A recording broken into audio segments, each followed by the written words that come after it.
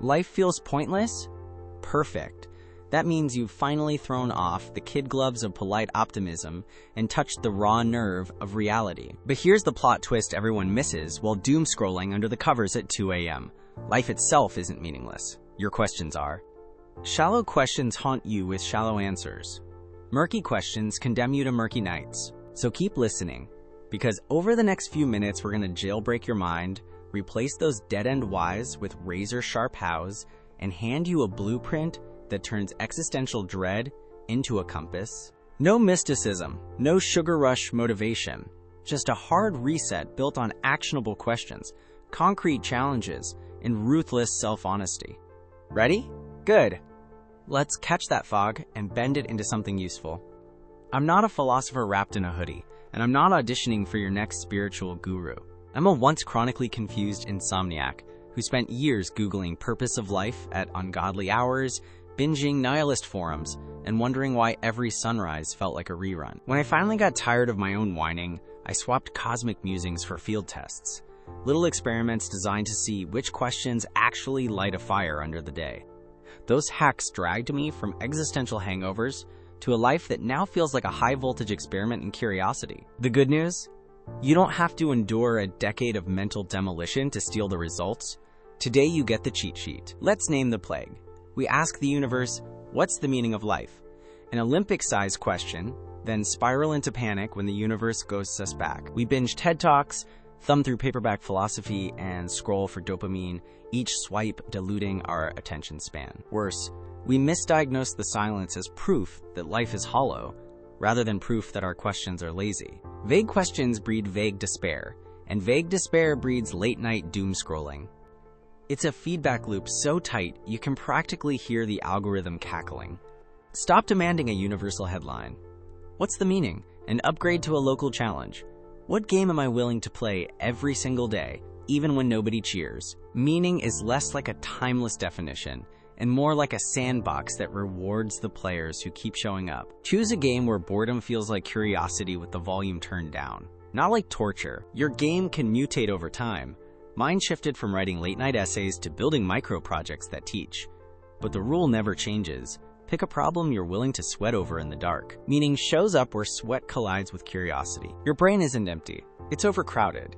Attention is the new land grab, and most of us lease prime mental real estate to cat videos and doom graphs. Pull up your phone's screen time stats right now. Those numbers, 4 hours on TikTok, 2 hours on Instagram, aren't just habits. They're your real belief system tattooed in minutes. Tonight, delete one feed-based app, or bury it inside a folder so deep it's like you've booby-trapped your own dopamine.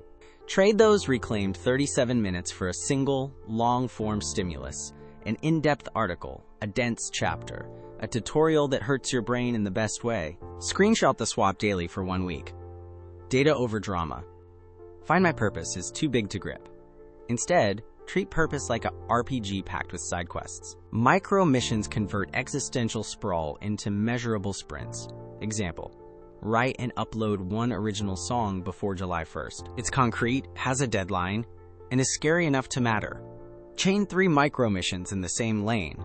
Song, EP, live stream performance, and you've manufactured momentum, the only currency that ever pays dividends in meaning. Every micro mission must obey the AGS rule: achievable, grading, scheduled. If you can't grade it or schedule it, it's daydream smoke. Goals are cute, but systems pay rent. Set a recurring calendar block labeled Meaning Monday. For 30 ruthless minutes, you'll log micro-mission progress, kill anything that went zombie, tasks you keep rewriting but never touch, and spawn at least one new mission. Meaning becomes a habit loop, not a lightning strike. Ritual beats inspiration 10 times out of 10. By the way, Meaning Monday can happen on Friday night if that's when you're free. The day isn't magic. The ritual is. Here's a neuroscientific cheat code. Acts of service light up reward pathways longer than personal wins. Translate any talent you own, coding, cooking, public speaking, into a weekly microservice. Record a free tutorial, drop a code snippet on GitHub. Bake protein brownies for neighbors training for a marathon. Contribution is existential caffeine. Sip it often. The paradox is delicious.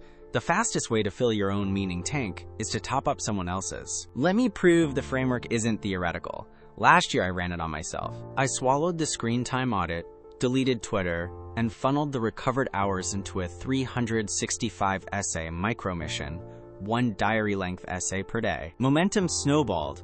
By March, I was syndicating essays to a newsletter.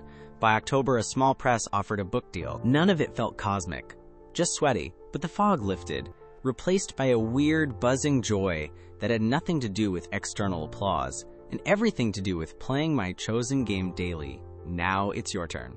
Imagine a documentary crew followed you yesterday, from sunrise to sunset. Would the footage reveal quests or comfort scrolling? Actual building or aspirational browsing? Answer out loud right now. If you mumble, the doubt wins. Speak it clearly. The honesty will sting, and that's good. Pain is a compass if you let it be. Tonight, yes, tonight, while the dopamine still buzzes, complete 3 moves.